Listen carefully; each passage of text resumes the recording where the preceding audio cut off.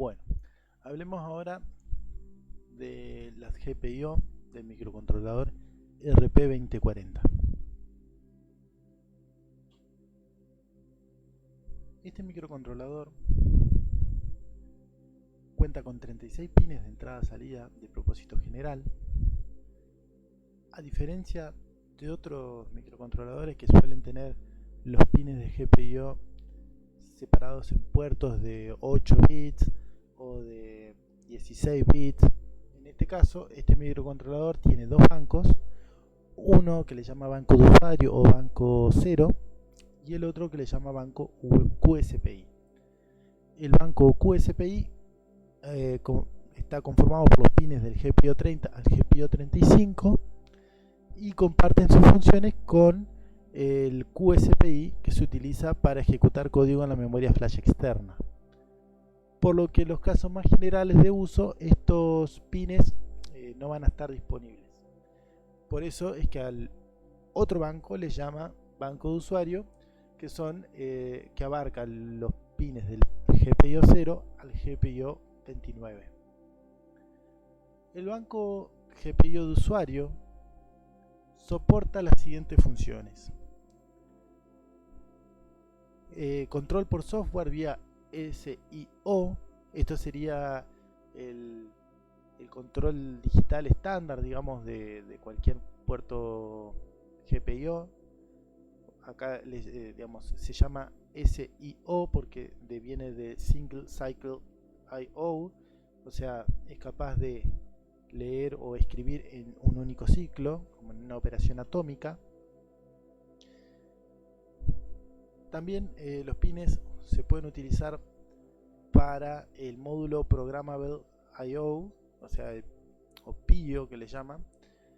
Este es un módulo bastante particular, tiene este microcontrolador. Básicamente es como que si fuese una máquina de estado que uno puede programar a partir de un set de instrucciones muy sencillito que tiene. Entonces puede cambiar el funcionamiento de este puerto. Tiene dos puertos SPI, dos UART, dos periféricos I2C, 8 PWM de 2 canales, 2 entradas externas de reloj, 4 salidas de reloj de propósito general, 4 entradas ADC, USB y tiene, por supuesto, interrupciones externas.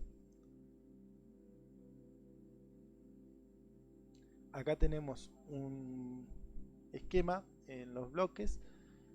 Podemos ver los que son los distintos módulos, una especie de multiplexor entre esos módulos y la lógica, tanto para la habilitación como para los valores de salida, para los pines, ¿no es cierto? Esto sería I/O pad, serían los pines, y luego una entrada también, lógica para tanto que pasa a través de un multiplexor para que va al módulo que corresponda, o el que va hacia el módulo de interrupciones. Bueno, ¿cómo podemos seleccionar la función que queremos que el pin tenga? Para seleccionar esta función, cada pin cuenta con un campo funcel dentro del registro de control, en el que vamos a poder, por supuesto, configurar esa función, ¿no? Acá vemos en la hoja de datos los diferentes controles, o sea, hay un registro de control por cada GPIO, tenemos del 0 hasta el 29, y el primer campo que tenemos, esto sería acá hay un recorte, ¿no es cierto? Esto serían, fíjense, el bit 31, el bit 30 que están reservados. Después hay un recorte acá y podemos ver acá también el del 7 al 5 también reservado, y del 4 a 0 donde vamos a tener el campo funcel, justamente con el que vamos a seleccionar la función. ¿Qué funciones pueden tomar? Bueno, para eso hay dos tablas en la hoja de datos, la 128 y la 180, 278 y 280,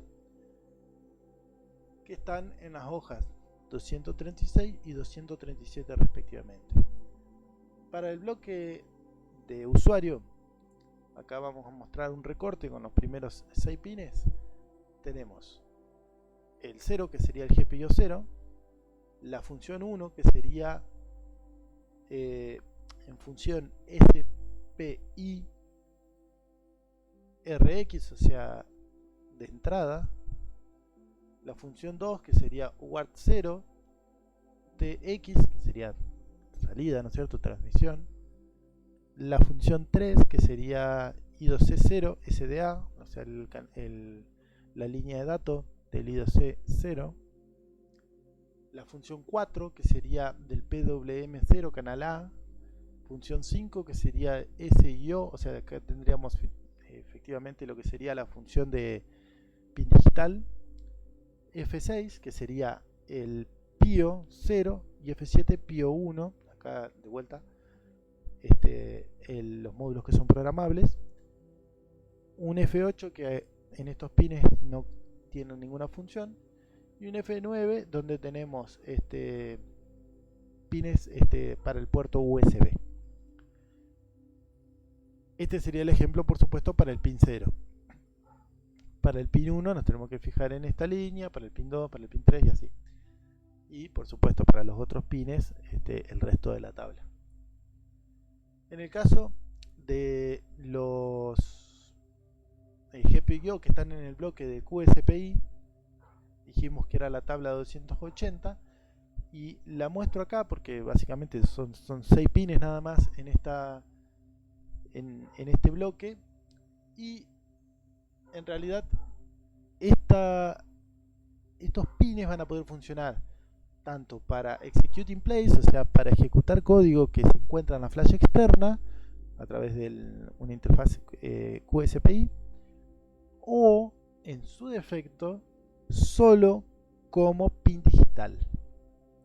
¿Y cuándo vamos a poder utilizarlo como pin digital? Porque si el programa necesita estar en la flash y el microcontrolador no tiene una flash interna, sino que hay que conectarle una flash externa a través del QSPI, ¿en qué momento voy a utilizar los pines? Bueno, hay dos alternativas. Una sería si la flash externa que estamos utilizando es Dual SPI, no Quad SPI.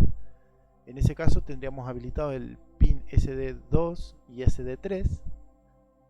Por lo tanto podríamos utilizar estos dos, pero solo lo podríamos utilizar como pines digitales.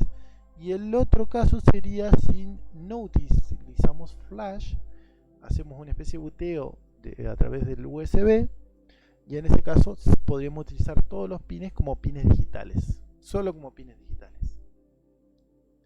Bueno, respecto a las interrupciones de los pines, cada pin puede generar interrupciones en 4 escenarios distintos. 2 de esos escenarios serían por estado o por nivel del pin, que también se podría hacer por supuesto por estado alto o por estado bajo, o por flanco, que podríamos generar una interrupción por flanco de subida o por flanco de bajada. Acá es importante aclarar que las interrupciones de estado no se lachean. Esto quiere decir que si el pin pasa a un estado alto, se lanza la interrupción, pero no atendemos la interrupción en el momento, porque por ejemplo estamos ejecutando una interrupción de mayor prioridad y el pin cambia su estado a un estado bajo de nuevo. Esa interrupción se perdió y no la vamos a poder utilizar, no vamos a poder saber que existió. Eso significa que la interrupción no se lachea. En el caso de las interrupciones por flanco, sí, esas sí se lachea.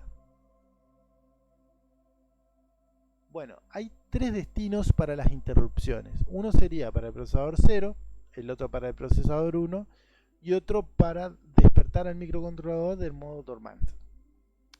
Cada uno de estos 3 tiene 3 registros que van a ser un registro de habilitación, un registro de estados y un registro de frisado. Las interrupciones pasan por todas, o sea, todos los pines de un mismo bloque van a pasar todas esas interrupciones por una OR y se van a juntar por banco, o sea, dije de un mismo bloque pasan por esa misma OR, y por destino. O sea, todas las interrupciones que van al procesador 0 de un mismo banco van a pasar por una OR, todas las interrupciones que van al procesador 1 del mismo banco van a pasar por otra OR, Y bueno, por supuesto la de Dorman también. Eso nos va a dar 6 fuentes de interrupción distintas. Una sería la de banco 0 o banco de usuario al al destino Dorman Wake. Otra sería la del banco 0 al procesador 0, banco 0 al procesador 1, QSPI, el banco QSPI, esos últimos 6 pines que habíamos hablado, al destino de Dorman Wake para despertar el microcontrolador, QSPI al procesador 0 y del banco QSPI al procesador 1. Y esos serían los 6 tipos de interrupciones distintas. Los pads o los pines. El microcontrolador o cada GPIO se conecta al mundo exterior vía un pad. Estas son las interfaces eléctricas entre la lógica interna y el circuito externo. Estos pads traducen los niveles de voltaje, soportan corrientes y ofrecen distintas protecciones contra descargas electroestáticas.